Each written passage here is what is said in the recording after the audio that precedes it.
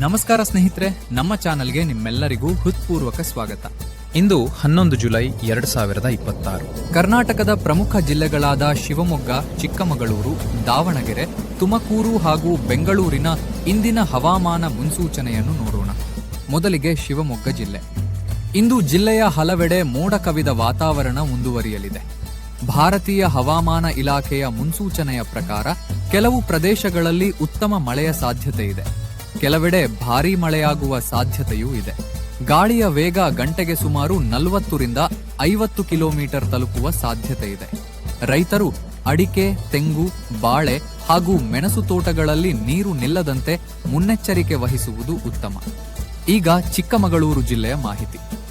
ಚಿಕ್ಕಮಗಳೂರಿನ ಮಲೆನಾಡು ಭಾಗಗಳಲ್ಲಿ ಮಳೆಯ ಚಟುವಟಿಕೆ ಇನ್ನಷ್ಟು ಹೆಚ್ಚಾಗುವ ಸಾಧ್ಯತೆ ಇದೆ.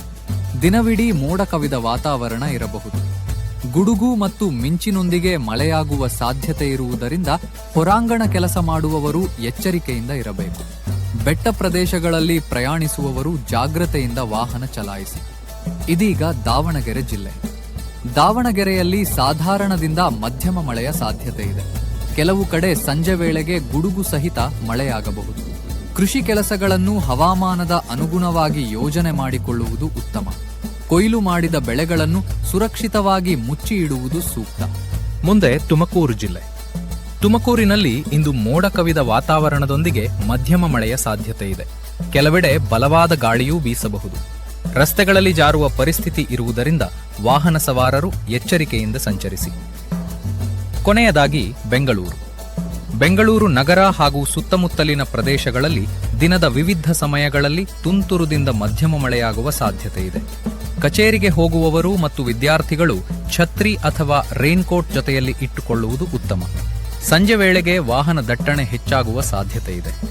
ಒಟ್ಟಾರೆ ನೋಡಿದರೆ ಇಂದು ಶಿವಮೊಗ್ಗ ಮತ್ತು ಚಿಕ್ಕಮಗಳೂರಿನಲ್ಲಿ ಮಳೆಯ ಪ್ರಮಾಣ ಹೆಚ್ಚು ಇರುವ ಸಾಧ್ಯತೆ ಇದೆ.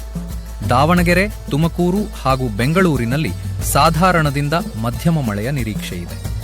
ಈ ಮಾಹಿತಿ ನಿಮಗೆ ಉಪಯುಕ್ತವಾಗಿದ್ದರೆ ವಿಡಿಯೋಗೆ ಒಂದು ಲೈಕ್ ಮಾಡಿ ನಿಮ್ಮ ಸ್ನೇಹಿತರೊಂದಿಗೆ ಹಂಚಿಕೊಳ್ಳಿ ಮತ್ತು ಪ್ರತಿದಿನದ ಹವಾಮಾನ, ಅಡಿಕೆ ಮಾರುಕಟ್ಟೆ ದರ, ಕೊಬ್ಬರಿ ಟೆಂಡರ್ ಹಾಗೂ ಕೃಷಿ ಮಾಹಿತಿಗಾಗಿ ನಮ್ಮ ಚಾನಲ್ ಅನ್ನು ಸಬ್ಸ್ಕ್ರೈಬ್ ಮಾಡಿ. ಧನ್ಯವಾದಗಳು.